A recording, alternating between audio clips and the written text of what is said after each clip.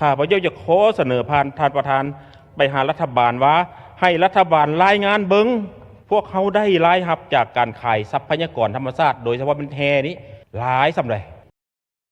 ข้าพเจ้าเห็นดีที่สุดเลยต่อกับนโยบายขอยุติบ่เป็นโจะได้นะถ้าว่ายังสิสืบต่ออยู่กับว่ายุติสัวข้าว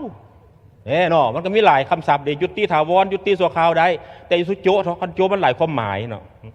ข้าพเจ้าเคยว่าอันที่หนึ่งนี่รัฐบาลต้องยุติบ่อนุญาตใหม่นี่เป็นปัญหาที่ชัดเจนที่สุดบ่อนุญาตใหม่ปัญหาที่สอง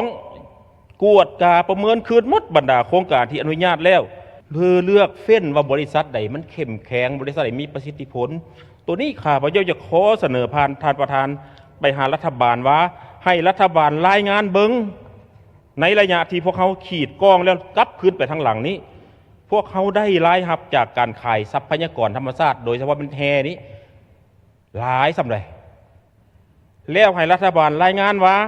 ผลสะท้อนจากพื้นฐานพวกล่างที่เพพังเสียหายจากการขนแห่ออกนอกประเทศนี่หลายสำหรับมูลค่าและเอาซองอันนี้มาลบกันว่าได้กับเสียหลายสำหรับนี่จะให้เบิ่งตื่มว่าคันว่าเรื่องสิ่งแวดล้อมระบบนิเวศที่เพื่อนสภาว่าแล้วอันนี้ข้าพเจ้าสนับสนุนแต่เอาตั้งแต่มูลค่าการสร้างทางขึ้นใหม่นี่นะได้ซ้ำกันกับได้จากขายแห่บ่สบายดีฐานกำลังซอกดินอยู่แมนบอแนะนำดินจัดสรรแบ่งขายบ้านนาไห้เมืองหาดทรายฟองนครหลวงเวียงจันทร์อยู่ใกล้ๆตลาดดงคำสร้างนี่ยังมีหลายตอนให้ทานได้เลือกหรือมาแทกตามความต้องการเลยราคาจับต้องได้สามารถจ่ายสดหรือผ่อนก็ได้ดินงามทำเลดีเขตชุมชนเส้นทางลักส่วนหลายเป็นคอนกรีตทั้งหมดไปวิทยาลัยดงคำสร้างตลาดขัวมิตรภาพลาวไทยก็สะดวกสบายเหมาะแก่การปลูกสร้างที่อยู่ห้องเซาสร้างเก็บสินค้าหรือซื้อไว้เก็งกำไรในอนาคตยิ่งดี